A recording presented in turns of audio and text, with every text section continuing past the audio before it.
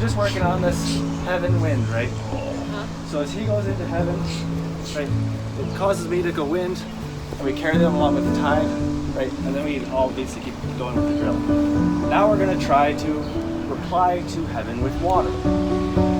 So as we walk the circle, as he starts to apply his heaven, right, I'm going to let this turn me like before, but now I'm going to knock him with the waist, right? So my intention is to do like the water gua, like the application where we throw him over the front leg. But as he receives it, so now if I got the receive end, so I go for heaven, and then he turns, and he actually comes in, right? You have to come in, right? So we're here. I'm going to embrace this here. I'm going to step out and start walking the circle. So he goes in with heaven, right? I go in with water. Now he braces against my elbow, and he pushes the elbow to pull himself out of the application. Right? And as he starts to walk the circle to get behind me, I re-engage in the circle.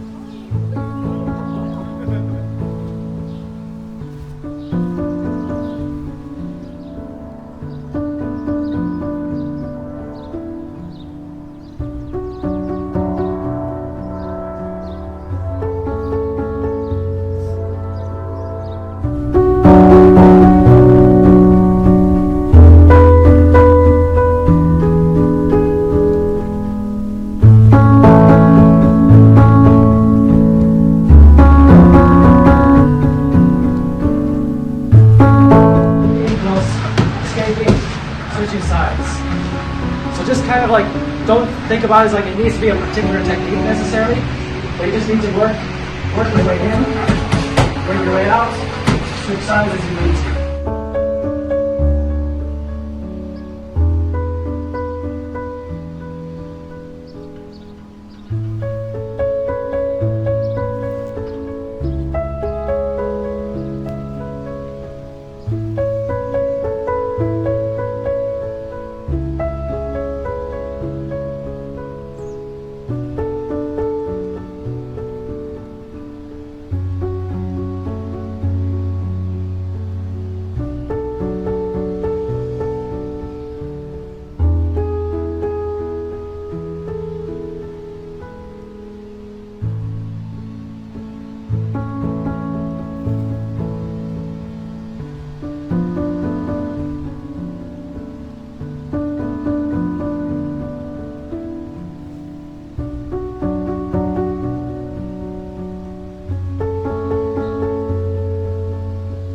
So now that we've had this whole week to kind of mull over the idea of push hands, we can start to see how everything kind of combines into one, right?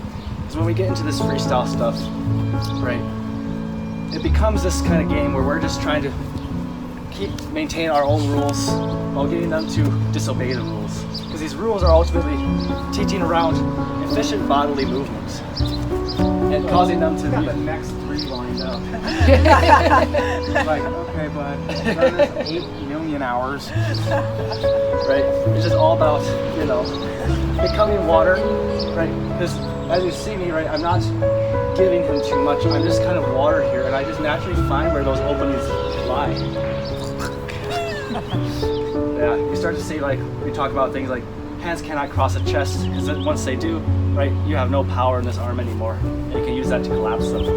And then things like, breaking the column where he can no longer push back, right? So if you want to try to push back, right, just gotta give me something to push, right? And then pushing the tailbone out, where now it's easy to get his structure because his power is all leaking out that way. And then moving the shoulder past, breaking the shoulder hip rule. And then what we were just working on with Anjin, where you load, release, and push, where it uproots them to make them a lot easier to push. So you start to see these kinds of things, and you can look at all the different rules that you might write down and be like, okay, how can I make them break that rule so that I can get like, how can I make them break this rule? How can I make them break that rule? It's like one rule that I like to make people break is I like to make them use their hands, right? Because if we're starting to use dantian, that gives you a lot more power. If I start to like, start to pressure him, sometimes when you start to pressure them, they forget like, and they fall back into their old habits of using their hands. And then from there, right, you have the bigger power because you're still using your dantian. So it just becomes a matter of, learning how to maintain bodily efficiency while causing disruptions in them so that their bodily efficiency is ruined, which then makes it so much easier to just throw them around. Because like I said, at the end of the day, this is training for that initial contact, right? Where we contact each other, right? Whether we're in this kind of position or this type of position or in this type of position, right? At some point we're in contact, right? In any kind of combat, we're going to be in contact with each other. And in that moment of contact, we need to feel into their structure to see where their weaknesses lie. In this case, in his shoulder, right? It was a little bit too weak and it was pulling back up here, right? So now he's a little bit stronger there, but now I feel the weakness in his hip. It wasn't, right? It was like his shoulder moved past the hip, right? So now I push in, right? Now his hip is fixed. This is pretty good actually, but it's still a little bit of a stiff connection. You start to be able to quicker and quicker recognize where these structural inadequacies lie and adjust your push to be able to disrupt them. So it becomes that point that's where we just crash into each other. And it immediately happens, right? Because that's what we're working up towards, where it doesn't have to be like this whole game of like, okay, whoa, gotcha, all right, again. But it becomes just one touch and they go, right? That's what we're essentially working towards. Where anytime we're in contact with the opponents, we can disrupt their balance, which makes it easier to throw them, easier to hit them. So right, once I get to here, right, I can start applying pressure here as I hit him. I can sweep out his foot, all sorts of great things. With push hands, it's kind of like other practices like you might see like with punching the heavy bag, right? It's not fighting directly, right? Because everybody knows if you hit the punching bag it's great, but it doesn't hit you back, so you're not getting the full fight training. In the same way, we're agreeing for the sake of like training this particular skill that we're not going to hit each other, we're not going to go for certain things, because we're training this skill in particular in a vacuum to then eventually apply into the sparring, where now it's like the moment we touch, right?